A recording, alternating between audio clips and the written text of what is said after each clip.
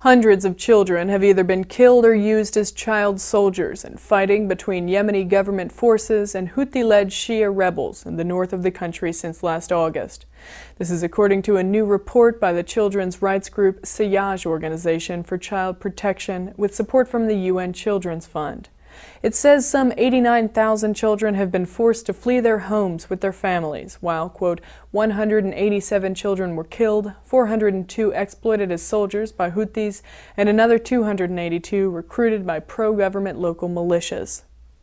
This news comes as the Pentagon has approved $150 million in military aid to Yemen, more than double the amount of U.S. taxpayer aid to Yemen last year, which will pay for military equipment and more training for Yemeni forces.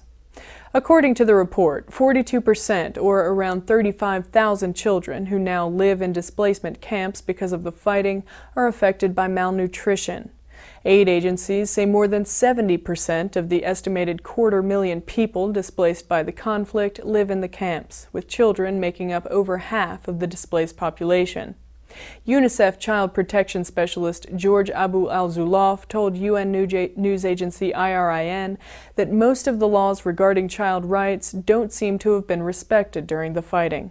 He said, quote, "We urge parties to the conflict to release child soldiers so they can get back to school." The money that U.S. taxpayers are giving Yemen to boost its military is a sizable chunk of the $350 million that the Pentagon will dole out to allies this year. However, this sum does not include covert U.S. assistance for Yemen, which has quietly increased in recent months.